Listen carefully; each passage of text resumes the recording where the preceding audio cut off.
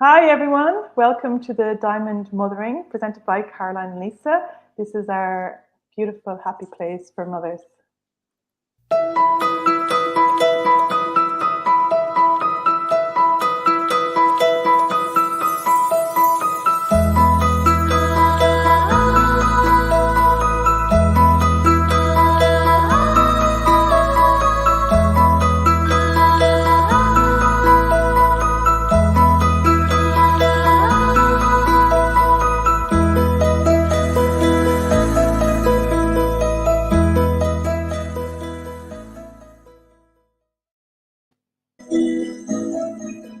Welcome back, everyone. We're delighted to have you here. So thrilled to have you listening to us about in our. Welcome back, everyone. We're delighted to have you here.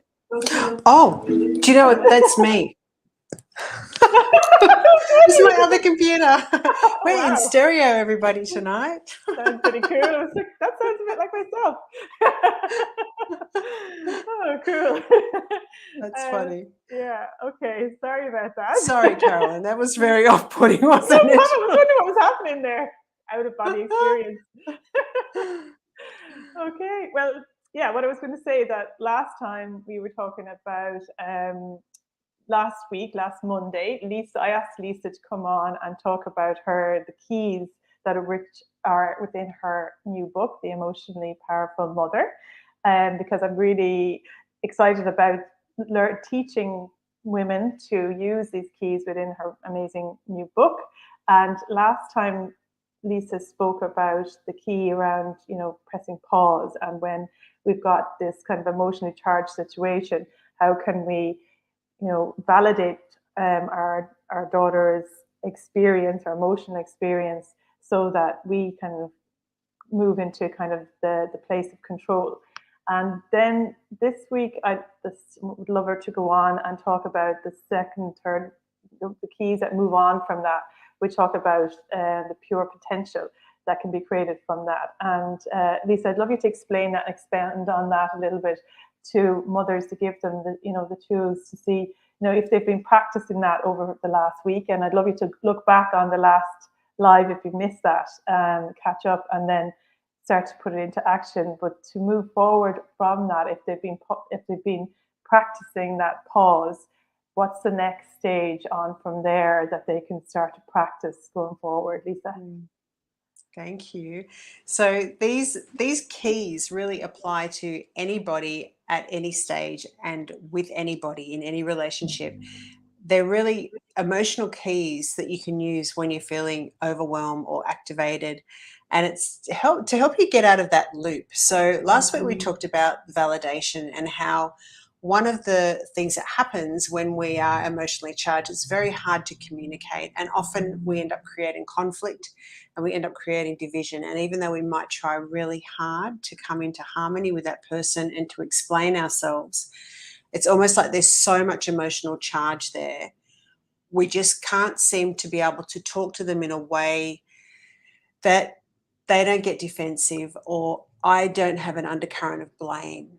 So those couple of things often happen with emotional charge. So we talked about validation last week, which is about just really validating ourselves and acknowledging we have a feeling. It doesn't mean that we have to act out, and it doesn't mean we have to do anything else other than just go, I have a feeling. What's this feeling? Because the reason we end up in these dynamics of relationship that feels like we're in a loop and we're repeating these patterns, and they're quite stressful because they build up in tension over time. The reason we do that is because we haven't come in and identified the feeling. We can identify what's happening on the outside. We've been taught that, and really this is a cultural thing. It's like how we've been raised. It's no one's fault. It's just that our awareness hasn't grown as a species to the point where, rather than looking outside of ourselves, we've gone, okay, that's happening because there's something else happening inside. What is that? Rather than me blaming my daughter for being how she is and thinking it's because of her that I feel this, or my partner, it's because of him that I feel this. Actually, if I turn around and look inside, it's really not got anything to do with them. There's a feeling in me that's been activated. And so if I can validate the fact that I have a feeling, I start to begin to see what is in me that's in that dynamic of relationship, that if I have a look at this, it actually stops the dynamic. Like, we only create a dynamic because we haven't really felt our feelings. We haven't spent enough time to actually just, and it can be very quick. Oh, I've got a feeling. And give our attention to that on the inside, and it's sort of taking our attention from the outside. Yeah. So validating the feeling and acknowledging it in ourselves and others was what we talked about last week. So I get why you'd feel that. Or, like with my daughter, it's like, I remember feeling like that as a teenager. And even for myself, when I feel anything, any conflict, any stress, anything, any heightened emotional charge, as soon as I go, oh, what am I feeling? Oh, wow, I'm feeling a bit insecure. I'm feeling a bit nervous right now. And as soon as I name it and I speak it and I just come back and just give myself some attention and go, okay, well, that's all right. Why wouldn't I be feeling insecure right now? Like jealousy. Oh, I'm feeling jealous right now. Well, why wouldn't I be feeling jealous right now? Because my partner is doing this, and it's actually quite valid that I would feel jealous.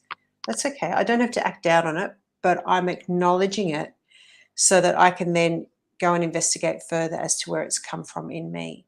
So the validation is really important, but the validation is supported by our capacity to get our mind on side. And this is a very powerful key, because if you think about it, when you're in any sort of situation with somebody that you love and it's might be getting a bit heated, our mind adds to the tension by telling us these incredible stories. Okay, so I might be feeling, say, jealousy.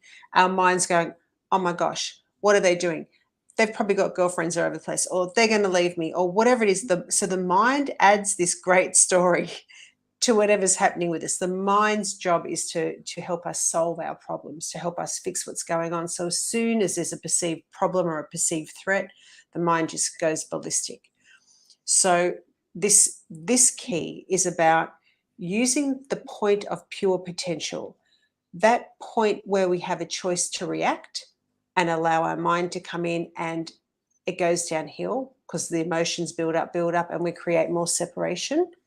Or we actually come back into ourselves and we do what we need to do for ourselves so that we can respond to the situation. And that builds a deeper connection over time, and it actually creates more unity. Like, we actually create deeper intimacy and safety.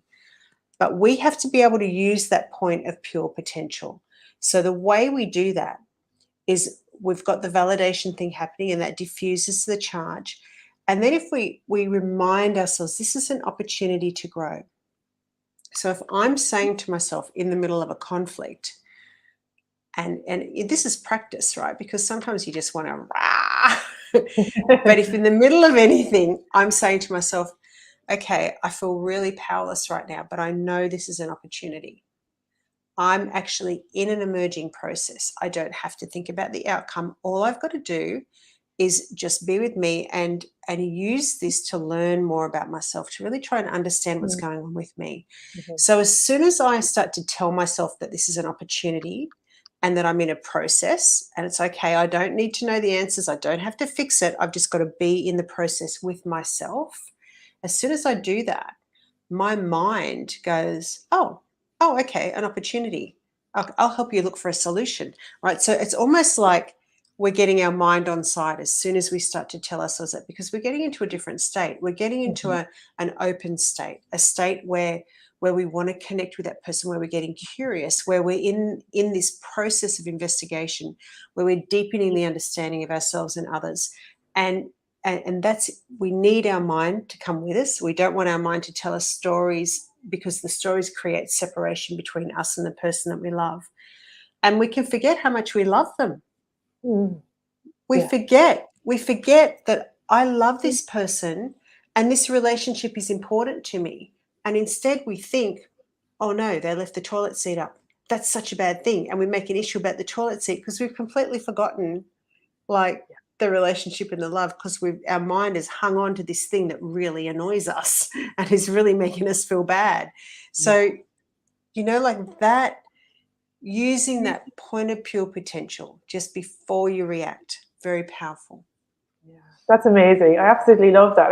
It's so, there's so many points there I'd love to pull out, but you know, even this morning I was just thinking to myself, you know, the way sometimes people try to avoid challenging situation, challenge or conflict or whatever, it's such a sign that, you know, that inside it's nothing to do with the other person. It's always the reaction that you have within yourselves. And like that, if you look at other people as practice, you know, so Yes. that's their practice to evolve yourself. Because if you are somebody who, like myself, that didn't like conflict, so what do? How do you learn to deal with conflict? You go into conflict zones, you know, and try and, you know, be okay with the emotions that you're feeling when things get heightened. Then kind of realizing that, oh, I feel really anxious when there's, you know, heightened emotion, and then becoming, that kind of calms you down, so you can kind of go into a more creative mode. You know, the quote creative, like we were talking about recently, and then you can be calmly able to give suggestions of what might solve the situation, you know, in a kind of, but like you said, validating your own emotions first. And before, I think I would have thought that I was fine. I was actually, you know, I think it's amazing because you kind of, when you don't have that self awareness, or if you're not in that training practice in relationships, you always feel like you're right. You know, everybody else is wrong Yes. because you're always coming from, you're kind of, you don't have that space to open up and to realize like that you're having a reaction or an activation in what's happening, and Yeah. you're not taking ownership of that yourself. So to me, like, it's so different because you get curious, and you go, oh my God, see the way you can see yourself, you witness your own emotions, you know, and it's Yeah. kind of like the connection becomes number one, and then the emotion reaction, and what happens then within your body is number two, and you get curious about that. You just go, oh, wow, oh my God, see the way that's happened there, you know, wonder where that, and then you kind of try to follow that down, you know, where did that come from? And you start, like, it's like doing the weeding in It's the garden, like we were talking in one of the webinars. yeah. Yeah, you know. Yeah. And it is incredible because, like, as you were saying that, what I've experienced, and like with myself and with the people that I work with, it's almost like when they have the keys to deal with the emotions, they're stepping into a place of inner power. And so when I've used these keys to come back into myself and I'm feeling a much more empowered state, and like it's my truest self, or my coming into my center, the quality of my solutions, or the quality of my words and my thoughts and my actions from that place, are so much purer. They're so much more effective. They're much better quality. And Yeah, this is what you were saying about, this is the co-creation. So when we're in that state, we can co-create with the person in front of us. And what we're doing is we're co-creating an expanded version of the relationship that we have. You know, whereas what actually happens in our culture now is we don't co-create relationship. We just rerun past dynamics over and over and over and over and yeah, over. There is no co-creation of this more expanded, more loving, more beautiful self. And this is just so powerful, not only for like you know, partnership relationships, but can you imagine teaching our children that? Can you imagine being in a state where we can be that for our daughters, and we are teaching them how to co-create in their relationships through our example?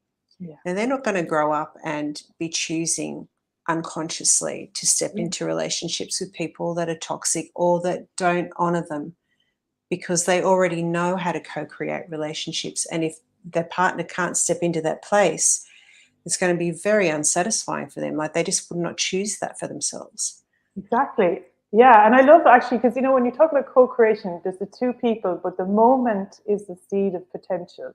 So Yes. when you're in the moment, we're in your presence with a person, that seed of potential, which is life, the third element, is Yes. present in that relationship. Then that can, you know, bud, blossom, and flourish, like we're talking about. Into when I think of that with Flourish by Design, it's like it's not just flowering of creativity; it's the flowering of consciousness. Because so that's you're consciously aware of the actions that you are performing while you're in relationship with another human being. You know, and that creates a new potential for a loving relationship, for a beautiful life. Well, it creates emotional Yeah, safety, right? yeah. Emotional safety.